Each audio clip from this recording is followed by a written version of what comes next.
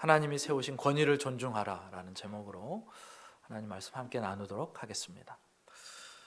출애굽한 이스라엘 백성들 공동체에서 끊임없이 일어나는 고질적인 문제가 있었습니다. 바로 하나님께서 세우신 권위에 대한 원망과 불평과 불신과 반역이었습니다. 하나님께서 세우신 지도자 모세는 계속해서 그 권위에 도전을 받았고요. 대제사장 아론도 마찬가지였습니다. 한 공동체를 무너뜨리는 가장 빠른 길은 그 지도자를 넘어뜨리는 것인데, 그 지도자를 넘어뜨리기 위해서 사단이 계속해서 공격하는 것입니다.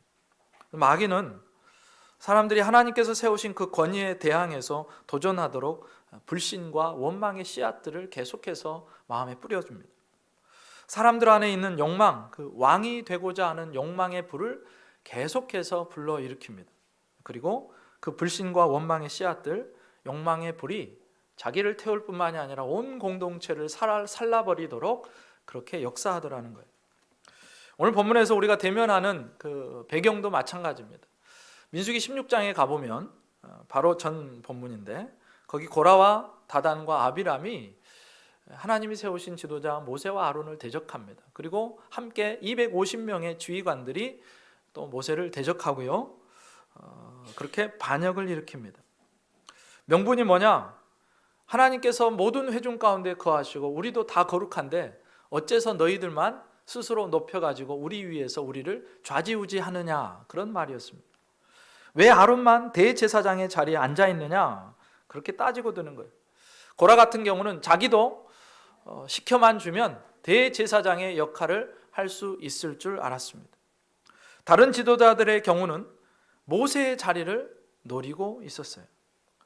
그럼 아담과 하와가 선악을 알게 하는 나무의 열매를 따먹은 이유는 하나님처럼 되고자 하는 그런 욕망 때문이었습니다. 그 이후로 모든 인간은 다 자기가 왕이기를 바라고 최고 높은 곳에 올라가야 행복하다고 생각하면서 그렇게 살아갑니다. 어쩔 수 없이 남의 수하에 있지만 곧 내가 너를 금방 꺾어버리고 그 자리를 차지하고야 말겠다. 이게 죄인들의 공통적인 생각입니다. 이런 마음은요, 하나님을 떠난 죄인들의 마음인데, 그런데 오늘 이스라엘 백성들의 마음 속에도 그런 욕망이 가득한 것을 보게 돼요. 그렇게 고라와 그 무리들은 높아지고자 하는 욕망의 포로가 되어서 하나님께서 세우신 권위에 계속해서 도전하고 반역을 일으킵니다. 결과가 어떻게 되느냐?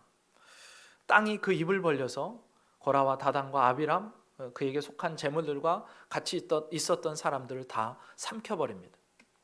250명의 지휘관들이 향로에서 불이 나와서 그들을 다 태워 죽여버립니다. 엄청난 심판이 눈앞에서 일어났어요.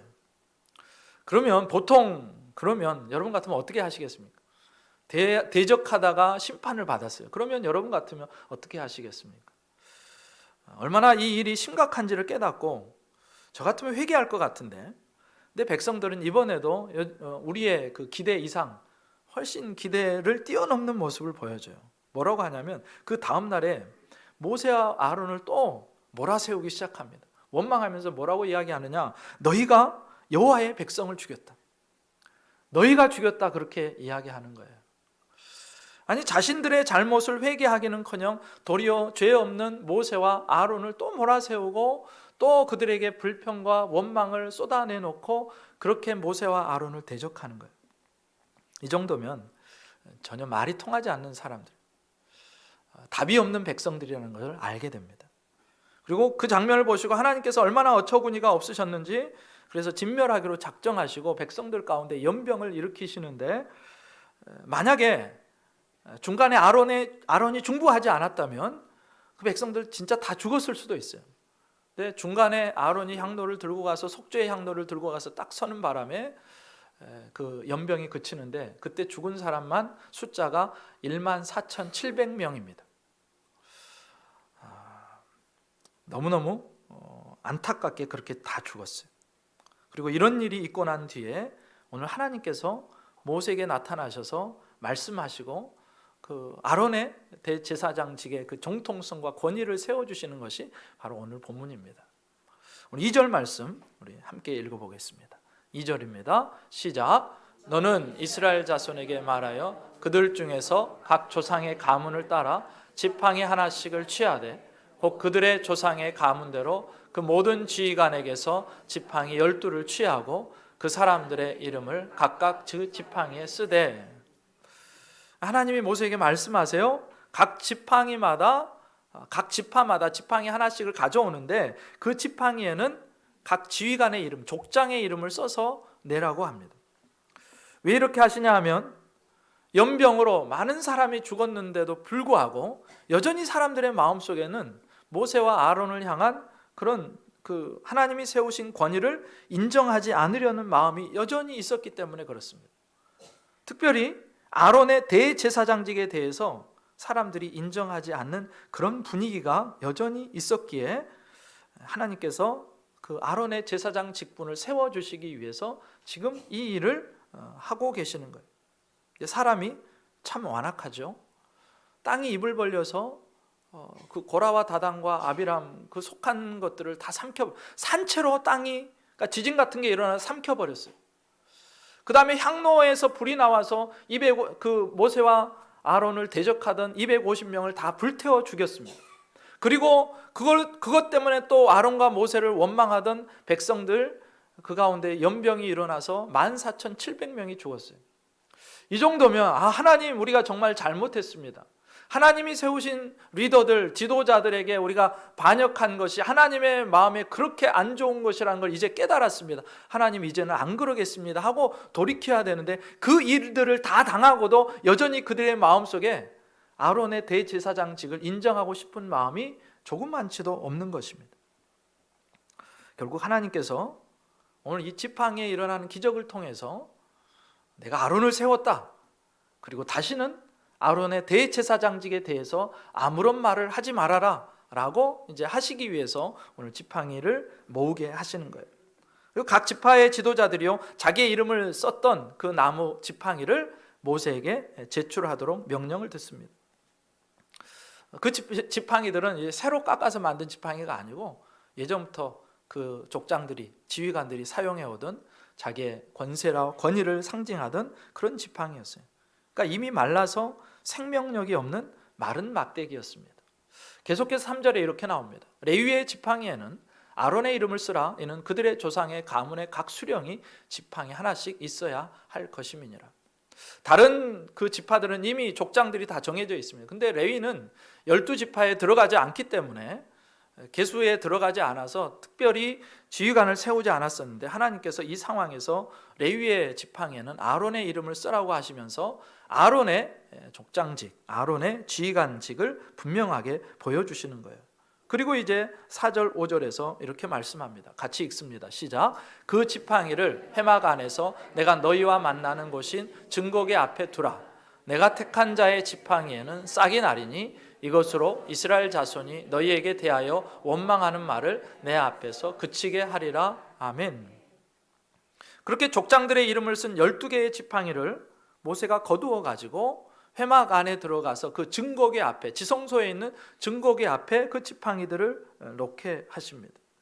누구도 나중에 반박하지 못하도록 똑같은 시간, 똑같은 장소, 똑같은 조건 하에 그 지팡이를 두고 이제 사람들이 결과를 한결같이 수긍할 수 있도록, 겸손하게 받아들일 수 있도록 지금 하시는 하나님의 조치라는 거예요. 그러면서 하나님께서 하시는 말씀이 뭐냐? 내가 택한 자의 지팡이에는 싹이 날 거다. 그러면 너희들이 그만 원망의 말을 그치게 될 거다. 그런 말씀을 하세요. 사실 지팡이는 죽은 나무예요. 생명력이 없습니다. 그 죽은 나무에서 생명의 싹이 움이 돋아나고 순이 돋고 꽃이 피고 열매가 맺게 하는 것은 인간의 힘으로 되는 게 아니죠. 오직 하나님의 전능하신 능력으로 되는 것입니다. 생명의 주인이신 하나님만 가능한 일이에요. 그렇게 죽은 지팡이에 싹이 나게 하셔서 누가 하나님께서 진짜로 인정하시고 기름 부어 세우신 하나님의 종인지를 분명하게 세우시고 진짜 권위자를 보여주시겠다는 의도로 지금 이 일이 진행되고 있는 거예요. 그래서 6절 7절에 이렇게 나옵니다. 모세가 이스라엘 자손에게 말하매 그들의 지휘관들이 각 지파대로 지팡이 하나씩을 그에게 주었으니 그 지팡이가 모두 12이라 그 중에 아론의 지팡이가 있었더라. 모세가 그 지팡이들을 증거의 장막 안 여호와 앞에 두었더라. 아멘. 모세는 하나님의 말씀을 듣고요, 이스라엘 백성의 지휘관들에게 그대로 전달을 합니다. 그리고 말씀을 받들어서 그대로 순종합니다. 사실 마른 막대기에서 싹이 난다, 합리적으로 수용하기 불가능한 일입니다. 근데 모세의 마음속에 혹시 이렇게 내가 이야기 다 했는데 지팡이에서 싹이 안 나면 어떡하지? 아론이 아니라 다른 사람의 지팡이에, 혹시 하나님 실수하셔가지고 다른 사람의 지팡이에 싹이 나면 어떡하지? 아니, 지금까지 충분히 권위를 보여주신 것 같은데 왜 또 이런 그렇게 복잡한 일을 하시지 하는 그런 의심이나 불안한 마음이나 원망이 모세에게는 없어요. 그저 하나님이 시키니까 그 말씀을 붙들고 그대로 순종하는 것입니다. 이 부분에서 권위에 대한 모세의 생각을 우리가 짐작해 볼 수 있습니다. 모세는 권위는 오직 하나님께로부터만 온다는 사실을 알고 있었습니다. 도전받고 있는 그 아론의 권위를 세우는 일도 하나님의 방법이 아니고서는 불가능하다는 것을 알고 있어요. 지금 이스라엘 백성을 보면요, 그렇게 심판을 당하고 땅이 입을 벌려가지고 생사람을 삼키고 불이 나서 불로 다 사람을 태워 죽이고 연병으로 14,700명이 죽는데도 항복하지 않잖아요, 마음속으로. 그러니까 이거는 사람의 방법으로는 안 되고 오직 하나님께서 하시는 방법으로만 된다는 사실을 알고 있는 겁니다. 하나님만이 이 권위 다툼에 마침표를 찍으실 수 있는 분이시다. 만약에 제가 모세의 입장이라면 그런 생각도 들었을 것 같아요. 진짜 아론의 지팡이가 아니라 다른 지팡이에 혹시 싹이 나면 어떡하나. 근데 그 문제에도 모세는 초연했습니다. 그럴 수 있었던 이유는 모세는 거기에 욕심이 없었기 때문에.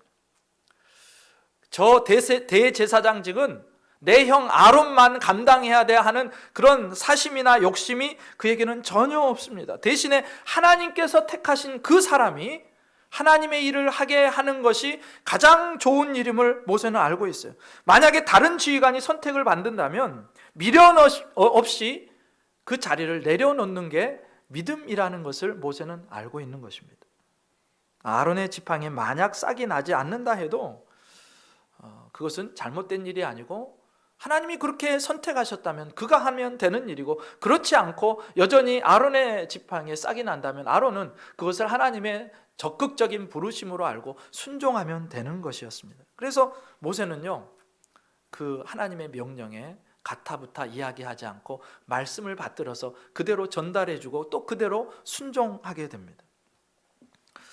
그리고 이제 8절 9절이 나오는데 함께 읽어보겠습니다. 시작. 이튿날 모세가 증거의 장막에 들어가 본즉 레위 집을 위하여 낸 아론의 지팡이에 움이 돋고 순이 나고 꽃이 피어서 살구 열매가 열렸더라.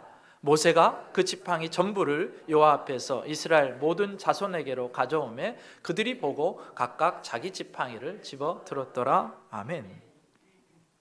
각 지파의 지휘관들이요, 지팡이를 지성소 언약궤에 이제 앞에 두고 하룻밤을 보내는 거예요.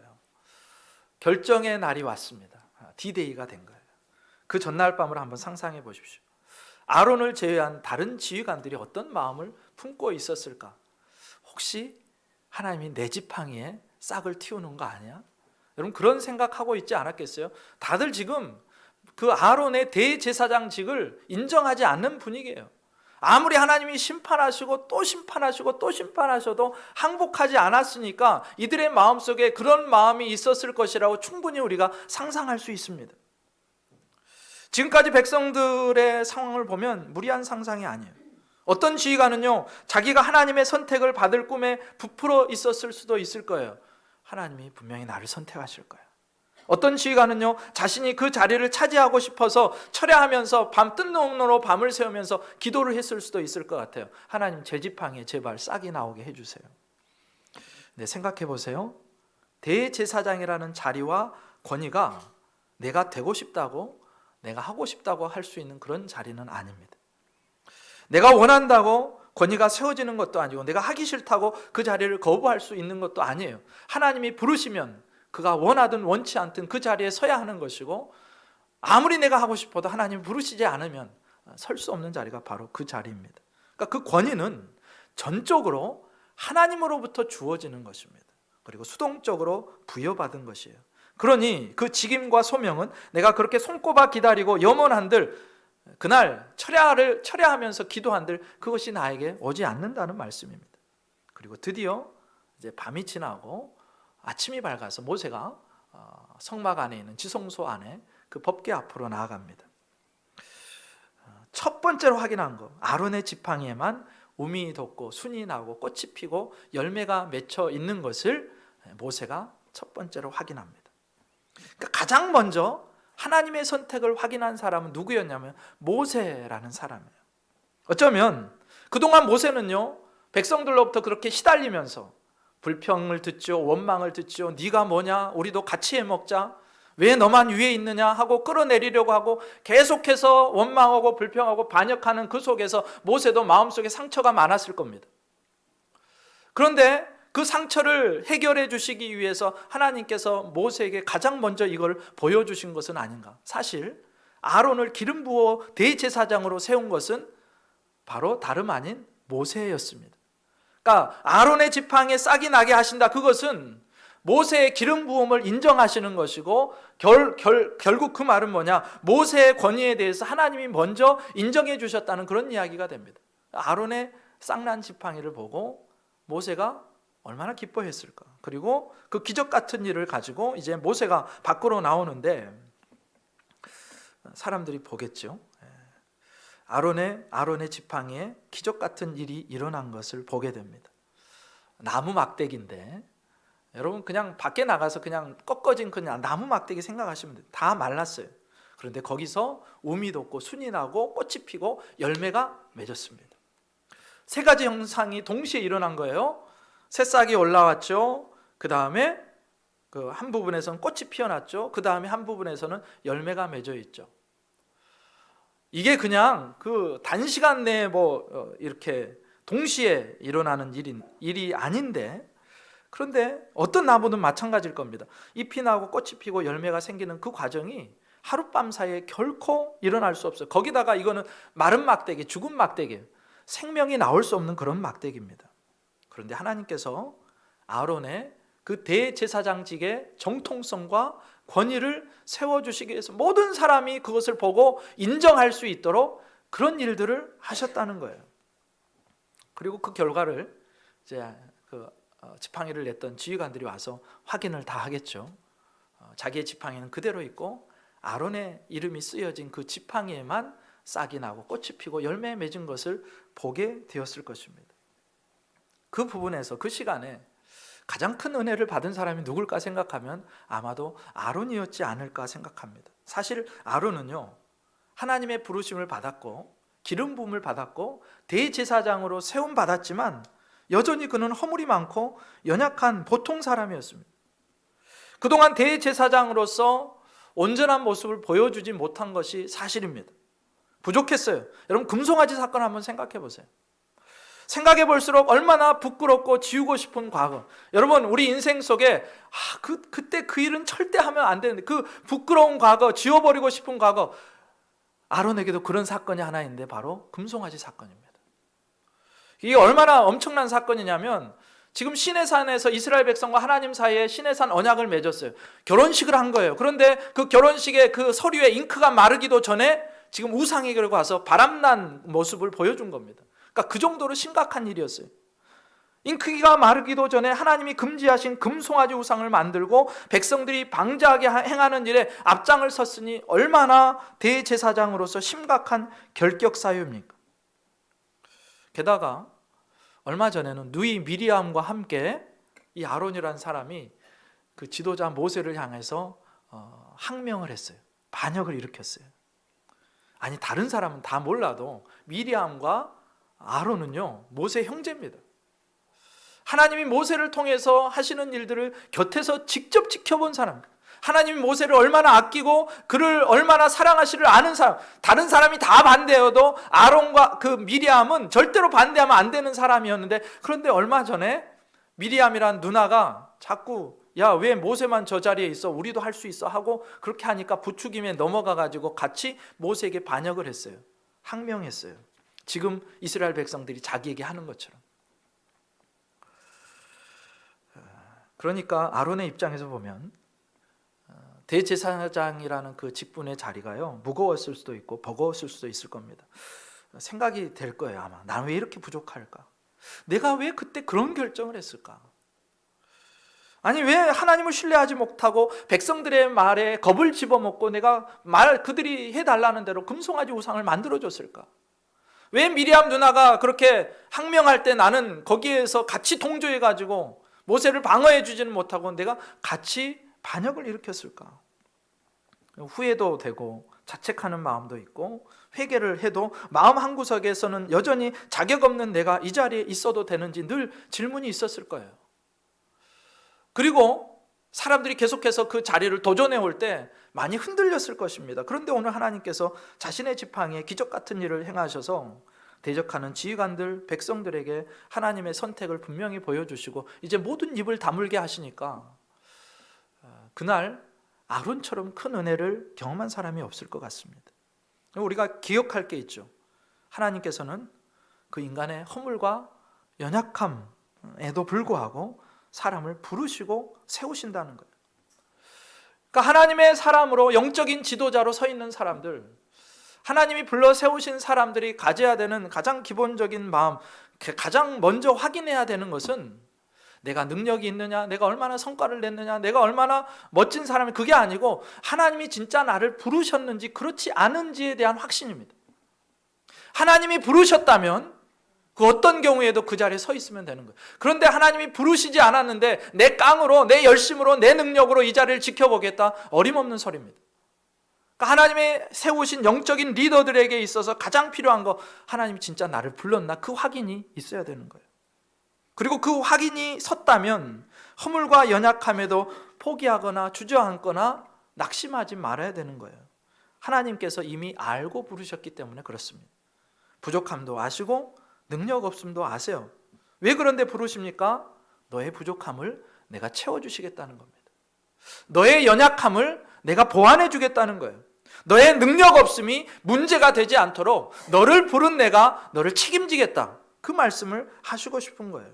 그래서 하나님께서 부르신 사람, 불러 세우신 사람에게 가장 중요한 덕목이 뭐냐? 바로 나를 부르신 그 하나님을 철저히 신뢰하고 순종하는 것입니다. 오늘 모세가 하나님의 말씀에 그렇게 순종하듯이 순종하는 거예요. 영적인 리더의 권세는 다른 데서 나오는 게 아니라 말씀에 순종하는 자리에서 그 권세가 나오기 때문에 그렇습니다. 오늘 지팡이에 핀 꽃과 그 열매만 봐도 그것이 너무나 분명하죠. 마른 지팡이, 생명 없는 나뭇가지에, 그 막대기에 순이 돋고 그 다음에 꽃이 피고 열매가 열렸어요. 자연적으로는 불가능한 일이고 인간적인 방법으로 불가능한 일입니다. 죽은 나무가 생명의 싹을 틔우고 죽은 나무가 생명의 열매를 맺습니다. 이 일이 오직 하나님의 능력으로 된 일이라는 것을 보여주고 싶으신 것이에요. 그래서 무슨 말씀을 하고 싶으신가? 하나님께서 부르신 사람은 자기의 능력과 자기의 힘으로 일을 하는 게 아니라 그 하나님의 전능하심을 의지하여 일한다는 거예요. 마른 나무 막대기에서 꽃을 피우시고 생명의 열매를 맺게 하시는 그 하나님의 능력을 의지해서 서 있는 것이지 자기 힘과 능력으로 일하는 사람이 아니라는 것입니다. 그래서 영적인 리더는 어떤 사람이냐? 죽음에 생명의 숨을 불어넣으시고 마른 나무에 생명이 일어나게 하시고 마른 뼈와 같은 인생을 살리셔서 큰 군대로 만들어내시는 그 하나님을 전적으로 의뢰하고 신뢰하고 순종하는 사람, 그 사람이 바로 영적인 리더라는 것을 오늘 이 살구나무를 통해서 보여주시는 것입니다. 그래서 우리가 다 부름받은 사람이죠. 또 교회에서 맡겨주신, 하나님이 맡겨주신 직분들이 있습니다. 연약합니다. 부족합니다. 다 알죠. 그럼에도 세우신 이유가 뭐라고요? 하나님이 전능하시기 때문에. 나의 전능함으로 내가 너를 붙들어 줄 것이고 나의 능력으로 나의 일을 하게 하시겠다는 하나님의 선택이시기에 우리는 그 앞에 아멘, 알겠습니다, 맞습니다, 순종하겠습니다. 하나님은 없는 것에서 있는 것을 부르시고 죽은 것에서 살리시는 분이시기에 내가 그 하나님의 부르심을 순종합니다 하는 것이지 나는 못해요, 나는 안 해요, 그렇게 서면 안 된다는 것을 오늘 본문이 우리에게 보여주는 거예요.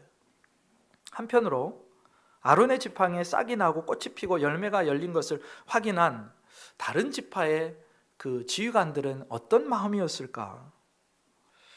물론 부끄러운 마음도 있었을 겁니다. 지금까지 그렇게 심판을 받으면서도 인정하지 않았는데 하나님이 딱 보여주시니까 이제 뭐라고 할 말이 없는 거예요. 그런데 한 가지 더 그들이 깨달았을 점이 있어요. 하나님의 선택에 대한 절대 주권에 관한 부분입니다. 사실 모세는 그렇다 쳐도요, 아론들은 이 지휘관들이 볼 때 별거 없는 사람이었어요. 자기들이 보기에도 연약한 사람이었습니다. 그동안 아론의 대제사장직을 불신하고 아우성쳤던 이유가 뭐냐? 그들이 아론의 삶 속에서 자신들보다 나은 모습을 발견할 수 없었기 때문에 그렇습니다. 저나 나나 비슷한 거예요. 아니, 지도 항명하고 우리도 항명하고 똑같은 거예요.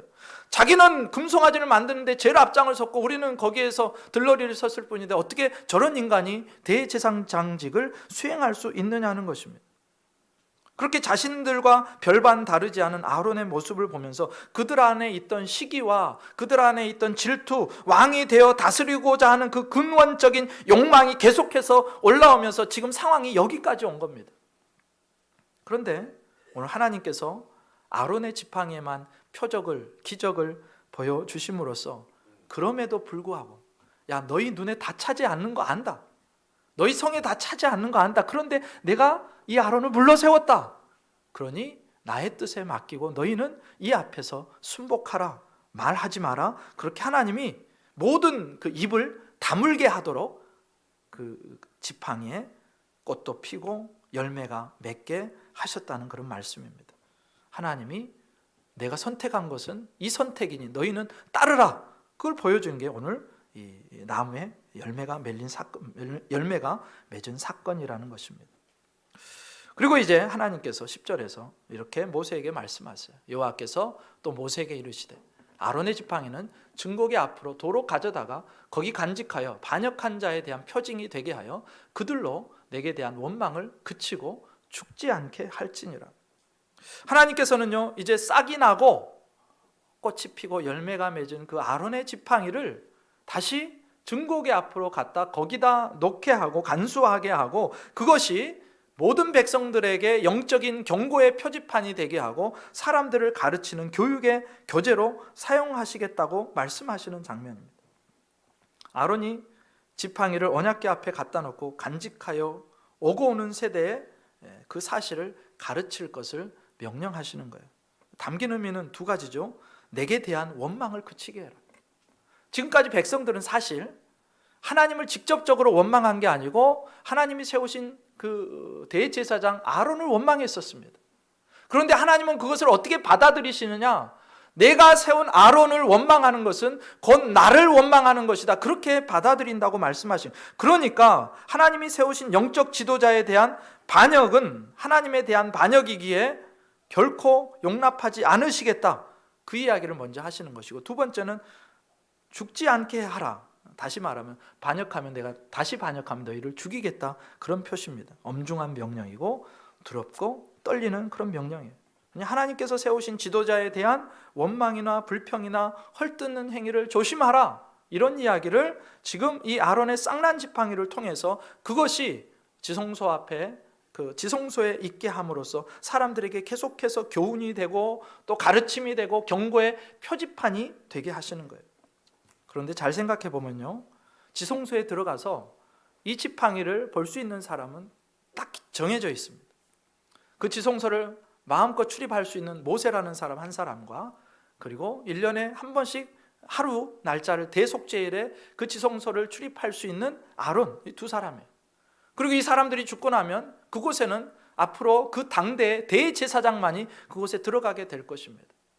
그러니까 이거는 다른 백성들도 알고 있지만 가장 먼저는 누가 이 아론의 쌍난 지팡이를 보게 되느냐? 바로 대제사장으로 부름받은 자기 자신이 먼저 보게 되는 거예요. 하나님 왜 그렇게 하셨을까 생각해 보면 세상 모든 백성들보다, 이스라엘 모든 백성들보다 내가 너를 불렀다는 사실을 기억하고 또 기억하고 또 기억해야 되는 것은 바로 너 대제사장이다. 그 말씀을 하나님이 하고 싶으신 것입니다.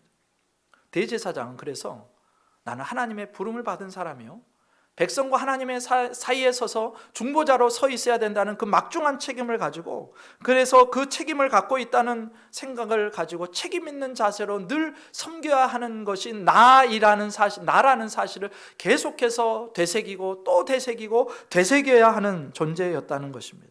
사실 많은 경우에 따르는 사람들의 문제보다 이끄는 지도자의 문제가 클 때가 많습니다.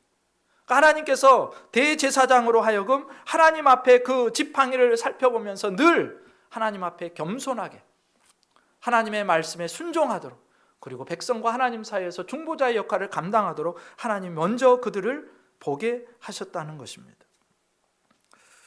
그리고 한 걸음 더 나아가서 사실 저와 여러분에게 하나님이 이 아론의 쌍난 지팡이를 통해서 말씀하고 싶으신 게 있으십니다.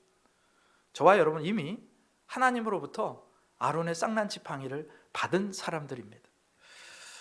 성경이 뭐라고 하냐면 베드로전서 2장 9절에 하나님이 그렇게 말씀하세요. 베드로 사도를 통해서 너희는 택하신 족속이요, 왕같은 제사장들이요, 거룩한 나라요, 그의 소유가 된 백성이라고 분명히 말씀합니다. 우리에게 지금 쌍난 지팡이가 없다 할지라도 이 말씀을 통해서 이미 하나님은 우리에게 쌍난 지팡이를 이미 주신 거예요. 너는 내가 택한 사람이다. 너는 내가 예수 그리스도의 그 생명의 그 피값으로 구원한 사람이고, 내가 이 온 세상과 나 사이에 중보자가 되도록 너희를 제사장으로 불러 세운 그런 존재들이라고 하나님이 말씀하시는 것입니다. 저와 여러분을 하나님께서 이 땅에 제사장들로 부르셨다는 말씀이에요. 그리고 이미 우리에게 권위와 권세를 주셨습니다. 그런데 우리를 보면 아론처럼 낙심할 수가 있어요. 세상 사람들과 비교해서 딱히 특별할 것도 없고, 딱히 훌륭한 것 같지도 않고, 저들보다 딱히 도덕적으로 훌륭한 것 같지도 않고, 그래서 때로는 낙담하기도 하고 그 부족한 면들을 보면서 자책하기도 합니다. 그런데 분명한 것이 있는데, 하나님께서 우리를 예수님의 피값으로 사셨고 성령으로 인치셔서 이 땅의 제사장으로 지금도 불러 세우셨고 우리에게 분명하게 말씀하셨다는 것. 하나님도 우리를 아십니다. 우리의 부족함도 아시고 연약함도 아십니다. 그래서 어쩌란 말입니까? 마른 막대기 그 나무 지팡이에서도 생명을 자라게 하시고 열매 맺게 하시는 전능하신 하나님을 계속해서 바라보라는 거예요. 우리 앞에 늘 그 아론의 쌍난 지팡이를 세워 놓으셔야 됩니다. 영적인 눈을 뜨셔서 그 지팡이를 보시고, 내가 하나님 앞에서 이런 제사장으로 부름을 받았구나. 세상과 하나님 사이에서 그들을 중보하도록 부름을 받았구나. 아론이 그렇게 하나님과 하나님의 백성들 사이에서 중보했던 것처럼 하나님은 이 시대에 나를 통해서 세상을 중보하고 그들을 살리시기를 원하시는구나. 그 지팡이를 볼 때마다 저들은 이스라엘 백성처럼 폐역하고 완고한 백성이지만 하나님께서 그러할지라도 아론을 통해서 그들을 받으시고 또 아론을 통해서 그들을 살리셨던 것처럼 이 시대에 나를 통해서, 제사장인 나를 통해서 하나님이 이 세상의 백성을 살리시겠구나. 내가 부족하고 연약하지만 하나님은 마른 나무에서도 생명을 잉태하게 하시고 열매 맺게 하시는 분이시니 나는 부족하지만 하나님이 나를 통해서 일하시겠구나. 그것을 바라보고 믿음으로 서 있으라고 오늘 우리에게 부탁하시는 것입니다.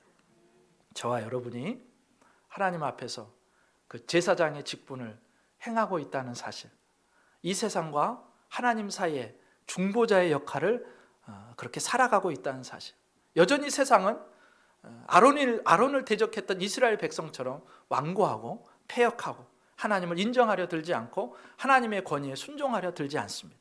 이 세상은 여전히 자기의 길을 가는 것을 기뻐하고 여기저기 하나님이 살아계신 사인들을 보여줘도 하나님을 인정하지 않고 자기의 길을 계속해서 갑니다. 자기가 왕된 삶을 계속해서 살아갑니다. 그런데 그들을 향해서 제사장인 우리에게 명령하세요. 저들에게 가서, 저들의 삶 속에 들어가서 너가 하나님의 백성인 것을 보여주고 하나님이 살아계신 것을 보여주고, 그리고 그들이 죽어가는 자리에서 죽지 않도록 나와 그들 사이에 장벽이 되어주고 중보자가 되어줘서 저들을 살리는 삶으로 너희가 서지 않겠느냐, 우리에게 그런 부탁을 하시는 것입니다. 오늘 우리에게 아론의 쌍난 지팡이를 통해서 위에 있는 하나님이 허락하신 권위에 순종할 것을 명령하시고, 또한 동일하게 우리가 그 제사장인 것을 기억하게 하셔서 세상과 우리 하나님 사이에 중보자로 서도록 우리에게 말씀하십니다. 이 놀라우신 명령 앞에 하나님 앞에 내가 늘 하나님의 사람인 것을 기억하시고